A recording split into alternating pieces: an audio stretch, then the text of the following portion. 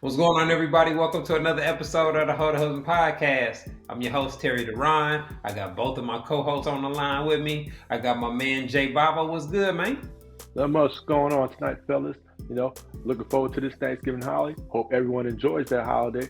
But want to quickly remind you can catch us on Grind City TV. That's Tuesday nights, 8 p.m. Eastern Standard Time. You can get it on your Roku TV and Google Play. And be sure to subscribe to us on YouTube at hoetohusbandpodcast. All right, too. I also have my other co-host. I got my man, SD. What's good, man? Nothing, man. Just glad to be in the house and done with these crazy hours. My throat is kind of bothering me, though, so y'all got to bear with me.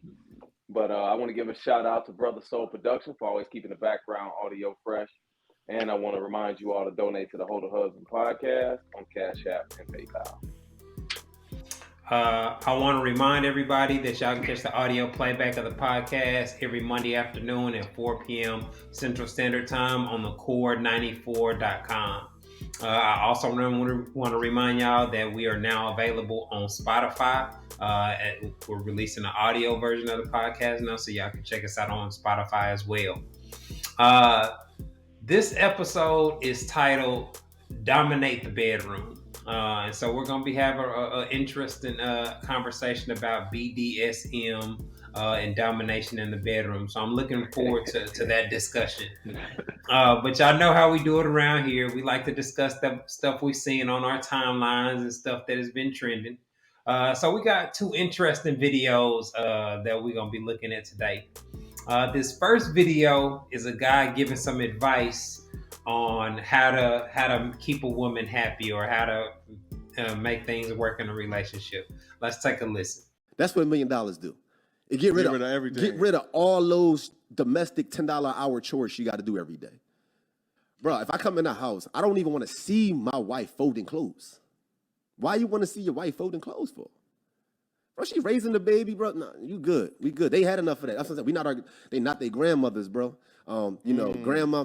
What grandmothers do on Sundays? The entire Sunday. They folding, dedicate, cleaning, dishes, everything. And for some reason, like, we just drag that on. We do. Like, we supposed to do that. And then we got some men out here who are saying, no, I can't marry her, bro. She don't cook and clean. And right. Nobody want to do that. First of all, our grandma ain't want to do that shit, bro. My grandma had 12 kids. My grandma had 9. Yeah, you see, and they had to do all that with 9 kids. Why you want to bring that traumatic experience to your wife to do the same thing? All right, man. This is a lot to respond to. But for the most part, this is pandering bullshit, right? That's pretty much the idea that simply being able to pay for somebody to do all the chores in the household and have maids and servants around is the key to relationship success. This dude must not realize that millionaires and billionaires get divorced. That even women that live in these circumstances, in these mansions, complain about having pool keepers and nannies and all this type of shit. Yep. So to me, my bullshit meter went off as soon as I started listening to this video. What y'all think? Man, I think it sounds good. And of course, we know that anything that sounds good will get the response of positivity from women. All the time. It don't matter what it is. If it's in a relationship and it sounds good, he's talking about a millionaire. Hey, $1 million will get you this, that. Well, guess what? Most of these women and most of these men don't have $1 million, and these women ain't meeting no man that's got $1 million. So guess what? You gonna have to cook and you gonna have to clean. It's traumatic all of a sudden. Cooking and cleaning is traumatic experiences. Like, come on now, y'all can't buy into this nonsense and without any critical thinking. Like, this don't make no sense. But like I said, the women will eat this up, man, and run with it and be like, see, this what I'm talking about. This why I won't sell it. Yes, girl. Yes, with the high five emojis and everything. Yeah. But man, this is pandering to like the umpteenth degree here, because he's talking about a lifestyle that 1% of anybody that even lives here, And I would say this: a woman needs something to do, especially in a relationship with a man. she needs, like, okay, when the kids are in school, what's she gonna do? Just sit around and thumb twirl? Shop, go live this luxurious lifestyle. Because apparently that's the key to relationship success. I mean, hey, look, you can go to the mall so many times and only go to so many stores. You know, it don't matter, but man. I think she needs something to do, especially something to contribute to that relationship. If she's not doing that, her mind is going to be idle. And you know what they say, an idle mind's a dangerous one, or the devil's playground. That's how I see it. And see, this is the thing, right? So when you're talking about pandering, right, there's always like 1% of truth to it, right? So in just a bubble, if you could take away all the stuff that people had to do that they don't like to do, yes, they'll be more happy. You know what I'm saying? Like, that's common sense. But the idea that, like, as Dee mentioned, these women ain't meeting no millionaires. These women ain't meeting no men that can afford to just pay for anything we don't want to do. We just gonna hire somebody to do it. Like, what percentage of society actually lives like that? And so when you're talking about a woman that's unwilling to do things to take care of her own kids, her own household, bruh, that is not somebody that you want to try to invest with long term. Yeah.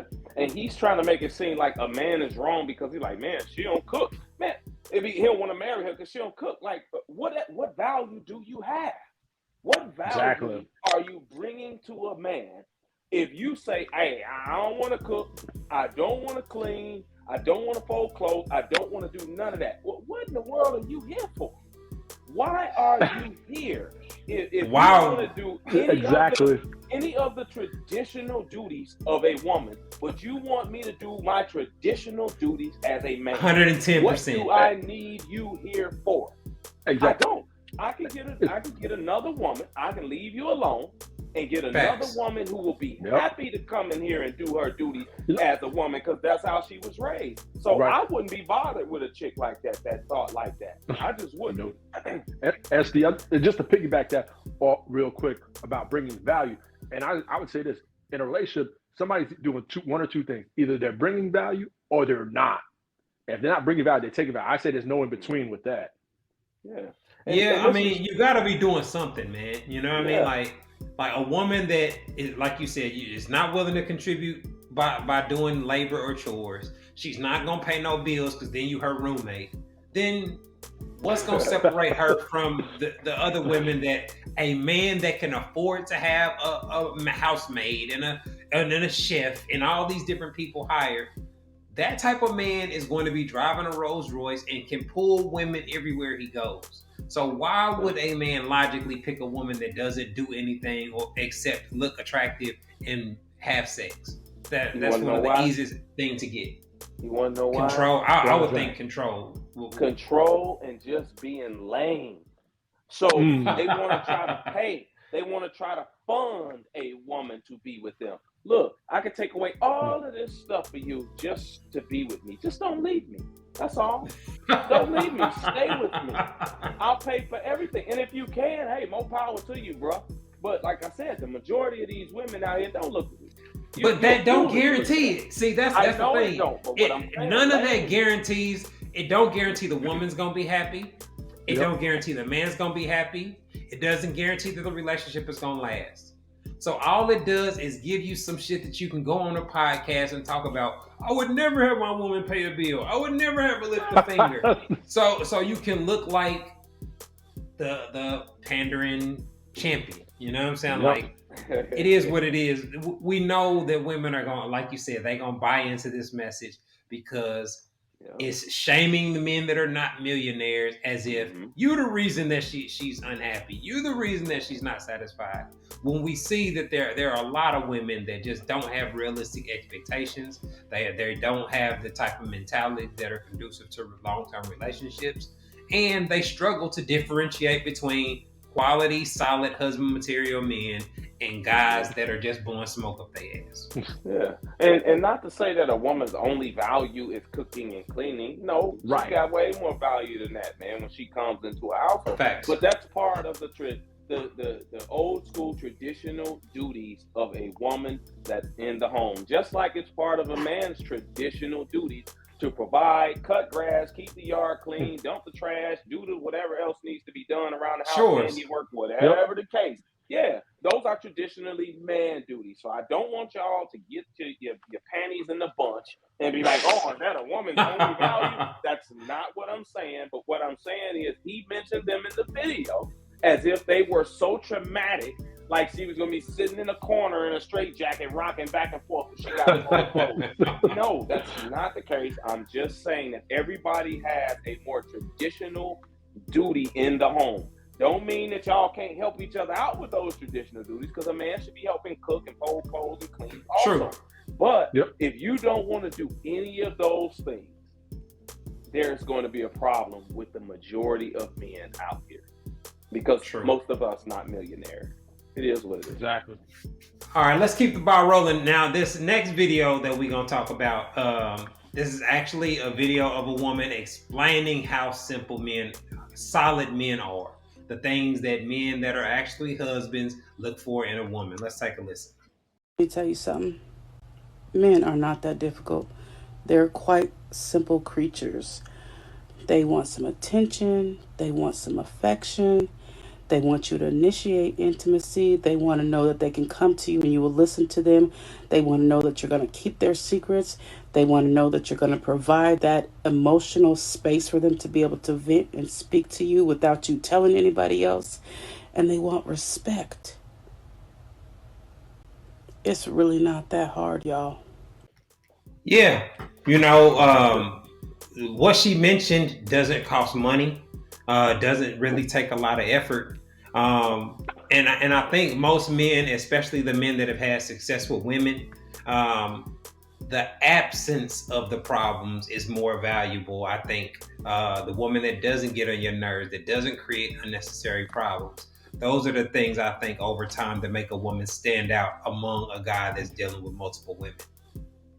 Yeah, you know, one thing she mentioned that's number one on my list, and probably most men's list, is going to be respect. That's a huge thing for men when they're dealing with their woman. The respect of his leadership within that relationship in that household. That is major, because right now in 2022, in the modern world that we live in, a lot of women nowadays feel like they don't have to respect the man because they financially can take care of themselves. So they say certain things to a man, they challenge a man, they want to be the man, and all these here different things, and they wonder why a lot of the husband material men are shying away from them, because that respect factor ain't there. That is a major thing. But they'll find a million other reasons to explain it. You know what I mean? Like, he's intimidated, right? Yo, man. That's the main one. He's intimidated by me. Sweetheart, let me explain something to a lot of ladies out there that's this way, that have this masculine, combative, I'm so independent, I don't need a man attitude. Men that have their lives in order, that are husband material quality men, are not intimidated by your independence at all, or your money or any of that. He is turned off by the attitude that typically comes with that independence. Yeah, I don't. And it's a logical move to just avoid it. Avoid it altogether. That way you ain't got no headaches. You know what I'm saying? But stop making excuses, because the men out here that y'all want are not intimidated by y'all. The dude working at Walmart pushing carts into the cart buggy, he's intimidated by it. But not the men that's making money. Exactly. It's just not that. It's not like that. But that's what they tell themselves to make themselves feel better. And their girls piggyback on it and clap them up. Yes, these dudes intimidated. Man, come on, man. Cut it out. And the crazy part is, all those things you just named, you know, being able to pay their own bill, car note, rent, whatever, those are things that benefit them. They ain't benefiting the man. Not a man who already has all those things to have himself together. Yeah. Right. Like, well, let me ask y'all, have you ever been dating a chick and then you found out she made a lot of money and that made you like her more? Like, is that a thing? I know that women be jacked out once they find out a dude's getting a bag, but I've never I mean, you having a profession or being a doctor or whatever might be cool, but I've never heard of guys just being gassed up by a woman's income. I never have. And I know, and I talked to a doctor. I talked to a doctor a couple years ago, got money. And I had to stop talking to her, because you know, she was like, hey, I don't need no man, and da, da, da. And I tried to stick it out for a little bit. But man, when she got a flat tire on the expressway, 5 minutes from my house, she sat there on the expressway for 3 hours waiting on AAA, and I'm 5 minutes away. And I was like, why you just didn't call me? Well, I got it. I can handle it. I don't need you to do that. And I was like, man, wow. This is too much. Like, this is ridiculous. I could change a tire in 5 minutes. And she sat there on the expressway for 3 hours, man, because she's so independent to where she feel like she can't depend on a man or ask a man for help. Like, I don't want to be bothered with. And she is bad. When I say she is 9 easy, she's a 9 easy. And I had to leave it alone, man, because of the attitude. But you know, it's one thing that she didn't mention. She didn't mention this, ladies, and I'm going to mention it to y'all. In the words of Uncle Luke, men want head. Oh.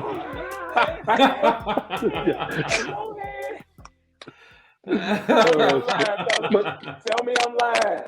Only if she knows what she's doing, bro. Only if she knows what she's doing. But I think that has a lot to do with how much she enjoys it. Head is always a direct reflection of how much enthusiasm is sprinkled in the process. Absolutely, man. That's part of the but she made so many valid points. But you know what? Women's response to what she said was, well, I can do all that and it's not going to stop a man from cheating. And my response is, well, there's no way to cheat-proof a relationship. If a guy want to cheat, he's going to cheat regardless. But see, that's the narrative. Most people don't just cheat for the sake of cheating. Most people that cheat because they're unhappy or unsatisfied with something out of their spouse or the relationship. The exact same reasons that women cheat. You know what I mean? But whenever you talk about a man cheating, it's always a better narrative to just say she was being perfect and he cheated anyway. Man. Right. All of you the same thing, right? We all done seen it. Oh, I did everything. And he still cheated. Man, get out of here with your everything. I'm sure he had a problem. That's one side of the coin that the women never tell. They only tell their side that they did everything. And we know as men and as just being logical beings that that's not true. It can't possibly be true for every single woman out here, man. Come on, cut it out. Y'all have issues and cause problems within relationships too. But that's how they perceive themselves. You know, a lot of times the way that, I guess that to me, I always felt like self-awareness was a key component of self-improvement. So I've always been self-aware of what I bring to a relationship, my shortcomings, etc. I don't think a lot of women do that. So their perception of their self is usually drastically different than the guys that are dating or smashing. But you know what? You know what? You've been all the stuff she said. You've been saying on your page for years. As long as I've been following you, you've said all this stuff. Now it gets met with a lot of pushback. You know, now it wasn't as much pushback. It was just guys gonna cheat anyway. I can do all that. It doesn't matter. But see, that just represents somebody with a messed up mentality. You know, they have the trauma from a past dating experience and whatnot, where they label all men under those categories. And until you address that, that's gonna be the problem. But there are women that are starting to get it. You know, some of them, it might be a little bit too late. You're in your 40s already. You know what I'm saying? Like they wait till they're past their prime to start adjusting their mentalities. But you have dudes like that was in, the last video that's simping out here, telling them what they want to hear, and they buy into it. Because what woman don't want to meet a millionaire that's gonna pay for everything in her life? Come on, man. Right. So, you gotta have millionaire looks too. Like, you just don't fall into a millionaire's life. But look, come on, like really, like can't be a two. Come on, man. Like, some of these hit chicks should be dating a taco man at Taco Bell. You gotta have the looks for a millionaire. 9 times out of 10. But, what's crazy is, I've been working on these long hours, right? And we have guys come in from different states and stuff like that. And I was talking to two men, both in their late 30s, going through divorces right now. And, both of their women cheated on them. And both of them have to pay alimony to the woman for like 12 to 15 years because they ladies never worked. And both of them had kind of a similar story. One is Caucasian guy, and the other guy's black. And they like, man, listen, I did everything. I paid all the bills. I'm out here working these long hours. I'm doing this. I'm doing that when I'm home. I bought her this house. I bought her this. And she slept with my best friend. Or she slept with this here guy over here, and I found out about it. So what women don't seem to realize a lot of times out here when they making these here statements, oh, you can do all that and he can still cheat. So can you all. And it happens. Yeah. Men do all the time everything that these here women ask, but because they don't turn them on a certain type of way. And I will admit both of these here dudes were more on the kind of, they different kind of guys, more of a a softer kind of guy. You know what I'm saying? Right. Yeah. Both of them, they are that way. But they've been with their ladies 15, 18 years, whatever the case. And now she just wanted something else. You know what I'm saying? But he's got to pay for that. But he was doing all of the things that women claim to want, and it wasn't enough. It happens on both sides of the man. In my side dude experience, bro, I remember I was messing with chicks that their husbands made way more bread than me. You know what I'm saying? 6-figure dudes. She's in a luxury car, you know what I'm saying? Got the executive position. She's sucking me up in her office. You know what I'm saying? And I would ask them, like, why are you sleeping with me? I don't buy you nothing. I don't buy the birthday gifts. I don't buy you nothing. Like, why you, you know what I'm saying? Like, why are you going out your way to smash me? But it's you're providing something that her man can't. A lot of women are with these dudes that they don't really like or not like that. They like they got love for them, but they not into them like that. And mind you, this is you as a 20-something-year-old college student. Like college students ain't balling like that. Oh no, it definitely was never about the bread. Exactly. I had an executive chick like that, man. Was riding real nice and all that. I never even knew she was married until it came to a head. And I'm like, yo, what's going on here? You know what I'm saying? How'd you find out? Oh, dude came to the restaurant. He showed up at the restaurant. Whoa. Yeah, and I was like Biggie up in there. I'm like, yo, you better talk to him. Hey, I don't know what my man on, but he was like, yo, man, I ain't got no issue with you. But he was a little guy. I mean, dude might have been 100 pounds, and he's like 5'8" or something like that. I'm like, man, I don't even need this. You know what I'm saying? But man, it was cool. I was like, hey, man, I'm gonna let y'all handle y'all business. I didn't even know.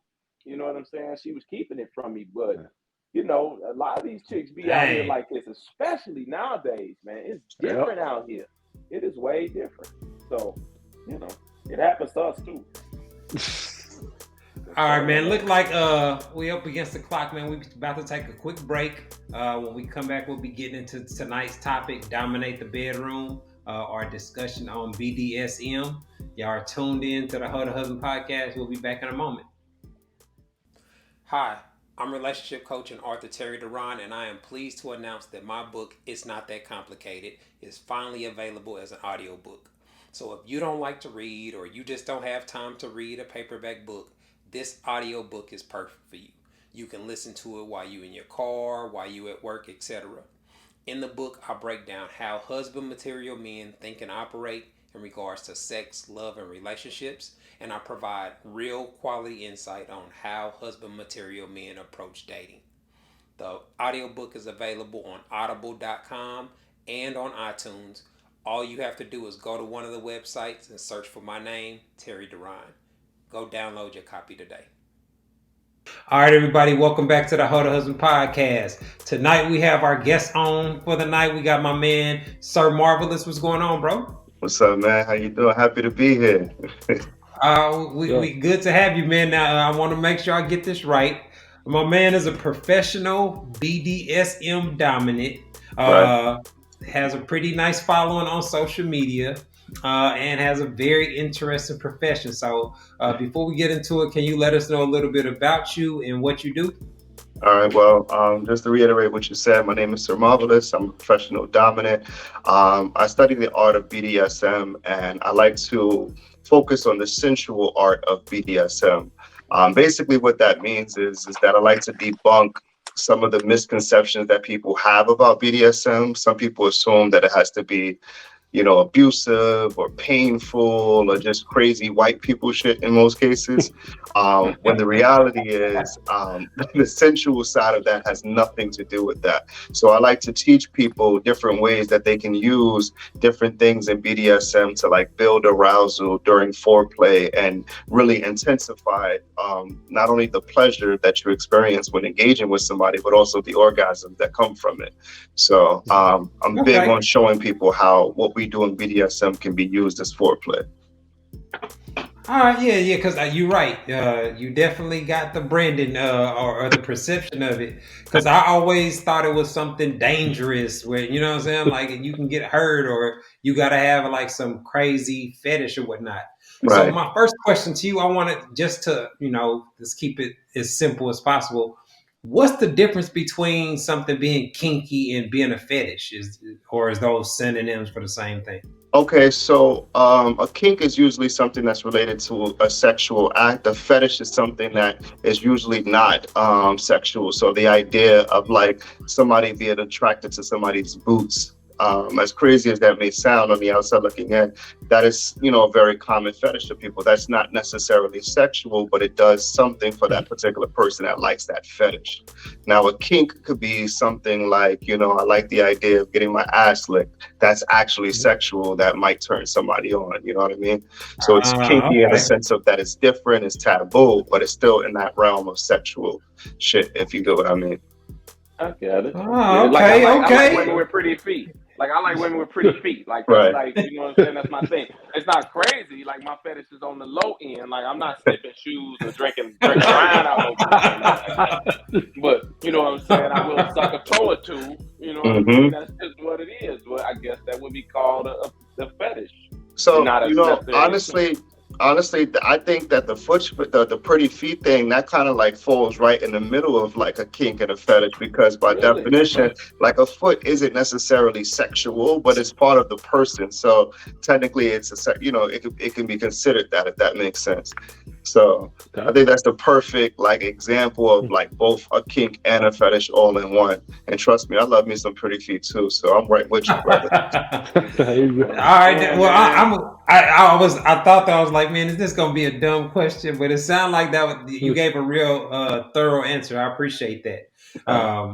Because that's one of the things, those words get tossed around, especially in the comments on social media all the time.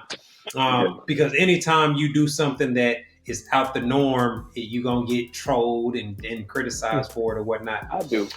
Yeah, it always amazes me, how much people have to say about rules that they didn't create for themselves.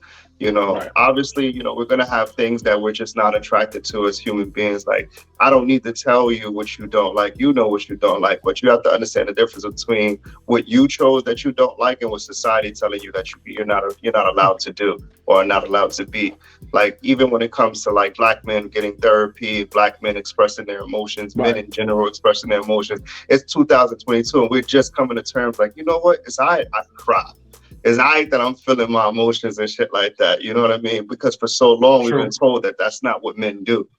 You know what I mean? So it's separate from sex, but if you get the correlation, you see where I'm going with that. Now you say you studied, BDSM. Like, how did you get into it? What made you want to study it and really get into it like that?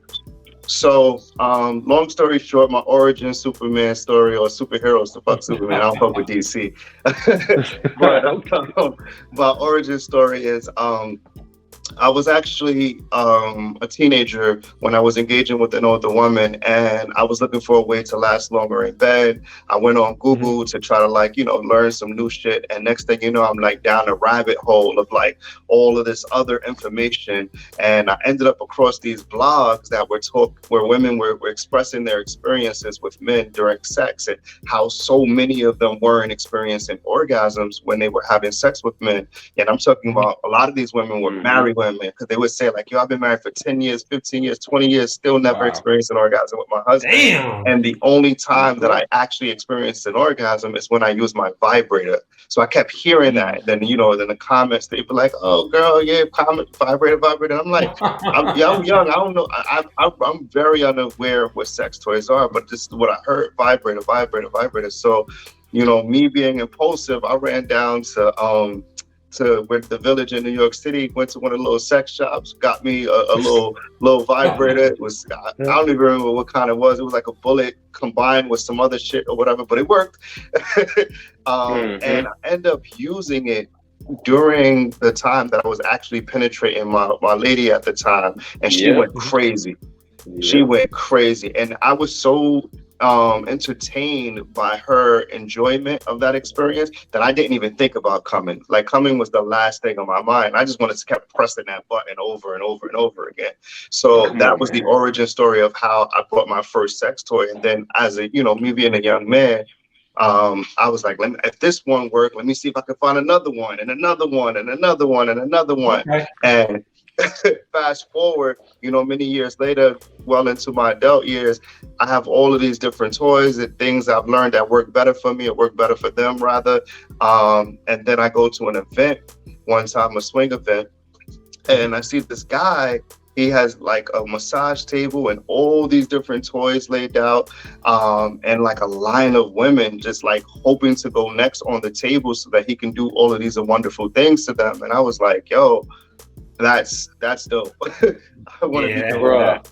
I got a lot of that shit at home, but I never thought that you could make a career out of this. I never thought you could make a profession out of that. And it was definitely like an inspiration moment, a moment of inspiration for me, rather. Man, listen, when I tell that same story to men, they think I'm like, they like, man, what's up with you? Like, why you?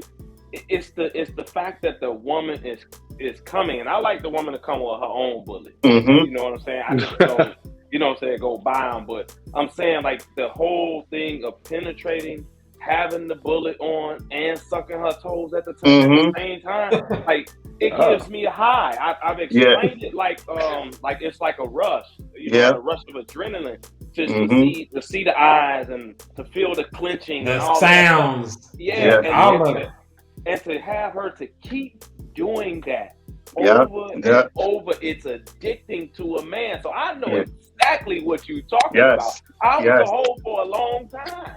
It wasn't no like back then, like it wasn't no BDSM. I guess it was around, but you didn't really hear about it like that. It wasn't as mainstream as it is. So using vibrators or sex toys is in the realm of BDSM?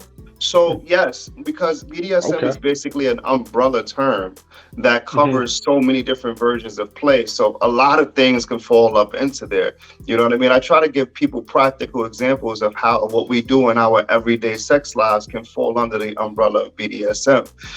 For example, right? One of the biggest things that we see in BDSM, when you watch on TV, magazine, wherever you're watching, is like people getting spankings, right? And then, and on the outside looking in, somebody be like, I'm not into anybody beating on me, because they assume it got to be super intenseful because that's what they show on television. Remember, television is always going to look for the more dramatic thing to portray. They're not even showing real intimacy and real, like, if you look at TV and you think that that's what sex looks like, you already know that's not how we giving it up. So imagine how wrong or inaccurate they're showing other things that have to do with different ways that people engage. But anyway, back to my example. One of the greatest things that they use a lot is like people getting spankings. But believe it or not, you're doing impact play a lot when you're engaging on a regular basis, because if you've ever been hitting it from the back and you started spanking that ass, by definition, you're doing impact play. You understand what I'm saying? Okay. If you ever choked a woman while fucking her, then by definition, you're doing asphyxiation play. You get what I'm saying? If you've ever had a woman close her eyes or blindfold a woman, you're doing sensory deprivation. All of these things are different terms that we use. Oh, they got terms and shit for all that, man. And I didn't know. What's so dope about it is that once you learn a term, you could dive deep into that shit and learn how to level it up. That's all it is. You know what I'm saying? It's like anything in sports. It's a lot of dudes that play sports, and they do moves that that are played in the way that it's played in regulation. But they didn't know that. That's just what they do. But now that they're on a team, they got a coach, they got somebody that really know their shit. They can show them how they can really dive deep into whatever strategy or whatever they're doing on that court or that field, if that makes sense. So learning the terminology helps you really pinpoint how to like evolve whatever it is you're already doing. I had a go ahead, T. Well, no, I was just gonna say, I'm interested. So somebody that's really into BDSM like that, how soon do you bring up the conversation when you meet somebody new? Because I would imagine that could Well, be a deal breaker for some people. so to be honest, right, I'm actually moving away from using the acronym BDSM just because of how much I have to fight through to get people to listen and hear it out. Even though I know that I articulate myself well and I may give good examples, some people see that acronym on the title and they go, nah, that ain't for me. You get what I'm saying? Gotcha. So I say all that to say you don't even need to tell a person, hey, babe, I want to try BDSM or whatever. You could just say, I just want to explore some different things. You could call it whatever you want to call it, as long as you're communicating that. So one thing that I highly suggest that people do during, when trying to explore is just take a kinky quiz with your partner and then compare your results, because you're going to have your results of things you're interested in. They're going to have their results of things that they're interested in, and you compare them. And next thing you know, the conversation is opening up about, different things that you might want to explore. And the reason that I recommend that so much is because sometimes we might not think of a question that's on the quiz that may be asked, or we might be honestly afraid to talk about certain things. But when the quiz brings it up, it's like, hey, I didn't ask to get my ass look. They asked me if I'm into it or not, and I just answered it, bro. You know what I'm saying? Just answer the question. You know what I mean? So It's a good way. Ain't nothing wrong with it. As long as you're doing it with a woman, man, it's all good. Exactly. You know what I mean? So there's a lot of shame, when it comes to things guys do in the bedroom. But as long as it's with the woman, they can't question sexuality or whatnot about it. But hey, you know what? I always thought it was weird because I had dealt with, like, a couple chicks, and this one particular chick, she would come from me like spanking her with a belt. Like, she would bend over and she wanted me to spank her with a belt, and she would come. Another chick wanted me to slap her, like full on slap her while you know what I'm saying, while we into it, and she would come from it. And another one like the choking. For real? Kind of, I mean, the choking is familiar, but So like, there's real science behind a lot of the shit that you just spoken about. Now, get it? Really? Let me be very, very clear. It's fortunate and unfortunate that you brought that up as an example. It's fortunate because you got to experience it. It's unfortunate because it's more of the things that most people be like, that ain't for me. I don't need nobody slapping me. I don't need nobody beating me with a belt. But when you understand the science behind it, it makes a lot of sense. You know what I'm saying? Like, for example, the spankings, right? The spankings are sending vibration to her erogenous areas. It's also making that area, wherever you're hitting her, more sensitive because it's creating blood flow to go to that particular area. And when you create that form of blood flow, you're making it more sensitive to other forms of sensations, other forms of pleasure. You know what I mean? Like, there's so much into it. When you're choking a person, that lack of air is actually heightening their experience, and it's actually making them feel everything at a higher level. Like, there's so much that could be broken down into each and everything. I didn't even expect all this. This is interesting. There's levels to this for real. I've been to some of these levels, and I'm telling you, bro, all three of y'all are doing shit right now, every day, in your regular joint, and you ain't even know what it's called. Not saying that you don't know what it's called, but you didn't understand that there's an actual term for it under the umbrella, if that makes sense. All right, I got a question. What's it called when you use ice, hot, and cold? My man, can I answer this one for you? I'm happy you brought. That's a perfect example. That one is called temperature play. So I don't know if you had a chance to dabble in my page, but I do a lot of fire play.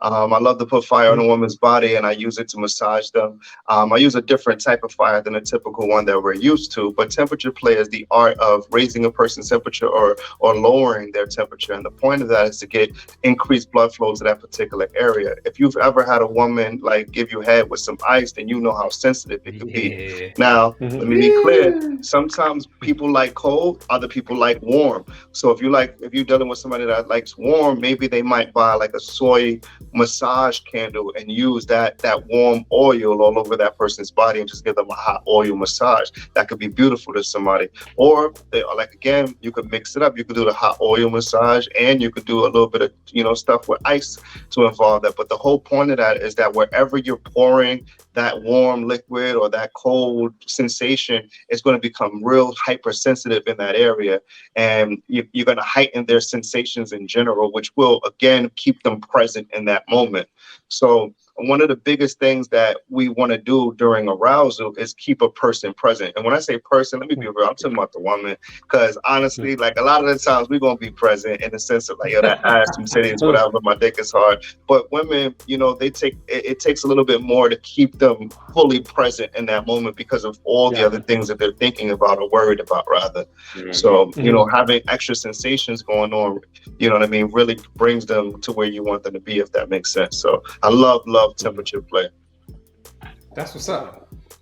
I mean, it's interesting to hear you breaking it down like this, because I ain't put much research into it, but I did know that from my whole days that there were certain things that would enhance a woman's arousal level. Like one thing, like when I was a side dude, just talking about a woman, how inappropriate it is for her. Man, he'd be so mad. Like talking about how mad her man would be at what she's doing arouse a lot of chicks. You know what I'm saying? Like talking to him about being a slut and doing slutty shit. Like so that turns on a lot of women, but you just have to reach a level of trust before you can have them kind of conversations. That right there is called degradation. So many people are turned on by degradation. But like you said the key thing. So you could be the pleasure coach, bro. You said it has to be once you get to that level of trust. Like, because at the end of the day, and this is going to be, this might divide the audience a little bit, but I feel like every single woman wants to be, slutted out by the right person, respectfully. Absolutely. You get what I'm saying? Absolutely. You get what I'm saying? Like, not like really, like, I don't care about you. I want you out here, like, risking your life type shit. But like, no, I love you. I care about you. I respect you any other time. But right now in this bedroom, in this bedroom, you everything.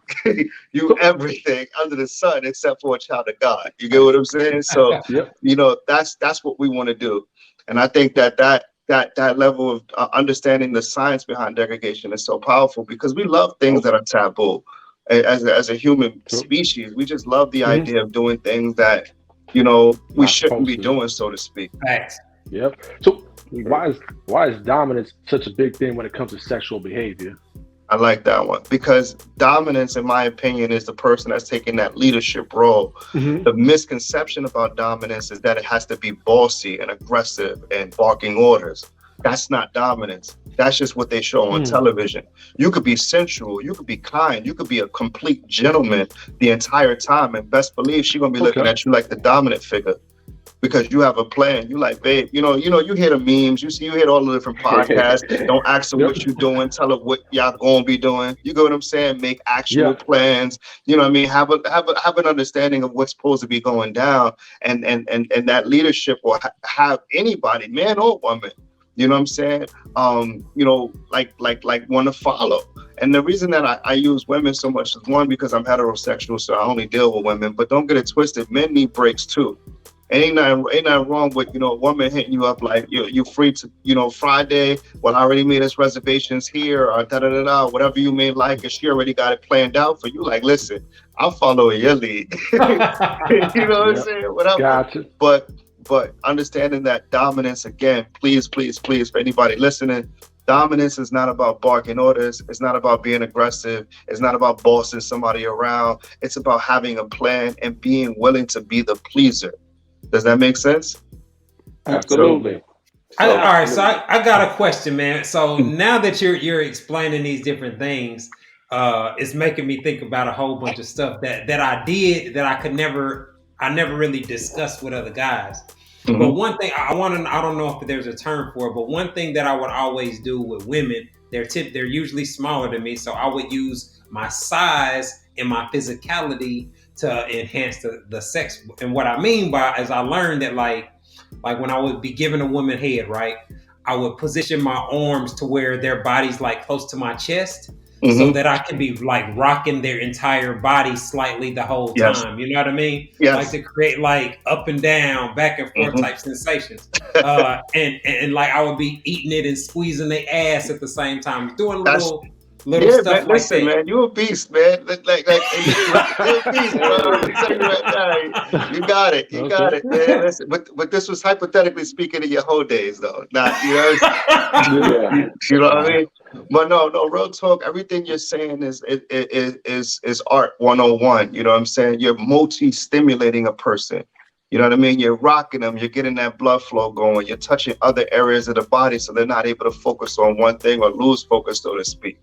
You know what I mean? You're also using your body as a form of bondage, believe it or not. So you're holding them tight. There's something that happens to the body both physically and chemically when a person is being physically unable to move. You know what I'm saying? I tell people that all the time. Like, I don't need to tie you up. I could tell you, don't you fucking move until I tell you to. Now, again, I just said you don't got to be bossy, you don't got to be barking orders, but best believe there's a time and place to be able to relay that, if that makes sense. So, you know, by you using your body because you're bigger than that person and you're pinning them down, that shit feels good as fuck. It's like it reminds them how much you might be able to protect them. You get what I'm saying? Right? Like, listen, it reminds them that you're in control at that present moment. You know what I mean? And that can be very, very sexy to a person. Now, I'm gonna joke around and I'm gonna say this, you know, some people ain't gonna be with it, but believe it or not, it can happen on the other side. You know what I mean? She don't gotta be necessarily bigger than you to be able to say like, yo, like being aggressive. You know, one of the things that my woman does, she be grabbing me up on my thigh, sucking my dick. I'm like, hold up, motherfucker. You know what I mean? Like scooping me up and shit. You know, but we primal like that. We're super playful. You know what I mean? So I don't take it too serious in the sense of like, you know, are you trying to dominate me? Da da da. I'm like, all right, whatever. I'm gonna even play hard to get, put my hands up, like, what's happening? You know, but it feels good when you show that kind of passion. Is what I'm saying. Now, when you got to the like, how did you come to perfect it? Was it a trial and error, or did you see like, okay, there was mistakes you made in the past and then perfected it? I'm blessed to be able to say it's not much trial and error, and I'm not saying that just to be capping. I'm saying that because I live by a rule which goes, you could never start too slow, but you can always start too fast. So what does that mean? That means that if you start real slow with whatever it is that you're doing and you build up in that intensity, you can always find you're going to be in good hands doing it that way. So when it comes to like stroking, right? And I'm going to just use this for penetrative sex. Start slow and then slowly build up. But if you go right inside of a chick, you just start bang, bang, bang, bang, bang. Like, obviously, you know it ain't it. You get what I'm saying? When it comes to impact play, right? If you start real slow to the point where it's almost kind of corny, you know what I'm saying? And then you slowly build up increments, you're in a good place that way. And it's the same thing with any other thing. Even when it comes to using a vibrator on a woman, you don't start with the highest speed, you start with the lowest speed, and you don't even put it directly on it. You tease around the area. You make her want what you're about to give her. You don't want to give the woman anything until she's begging for you to give her that thing. You get what I'm saying? So like I tell men all the time, you know, before going inside the pussy, just rub it around the pussy, rub your dick around the pussy. You know what I mean? Tease that shit. Make them feel like, hurry up and give me this shit. Like make them turn into a brat to the point where they almost getting frustrated because you take it so good. Nah, we're gonna do it on my terms. You know what I'm saying? And then when I put it in, I'm not gonna go all the way in. I'm gonna just give you the tip. We're gonna play there. I'm gonna give you more and more and more, but it's gonna happen in increments. I'm gonna make you beg for that shit. So that's what I mean by you can never start too slow. You can never start too slow. Nobody's gonna be mad at you for taking your time. What's that? Is that considered like a denial play or something like that? Yes, denial, teasing, denial. Yep, you got it right there. Okay. Tease and denial, you know what I'm saying? Audience gonna learn a lot this episode. You can do that with everything, bro.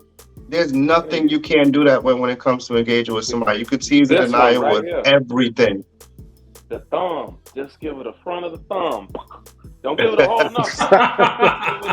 Absolutely. You know what I'm saying? Right around the rim. You know what absolutely. I mean? Right away.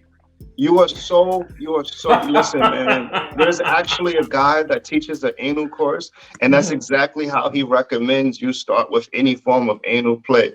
You want them to actually want it.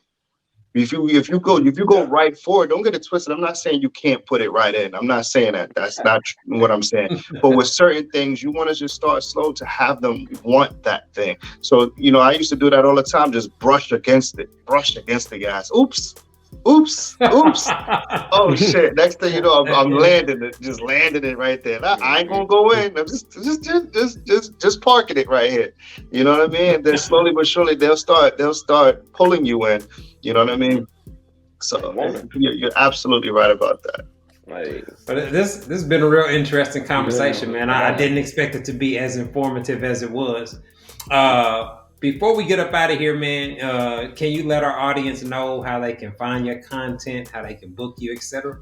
Of course. Well, I'm located on Instagram. I have 2 pages, and the reason I do it that way, actually I have more than 2 pages, but I have 2 primary pages. And the reason I do it that way is because due to the nature of what it is that I'm trying to teach people, they tend to delete my pages a lot. So I have one page that's Sir Marvelous Kinks.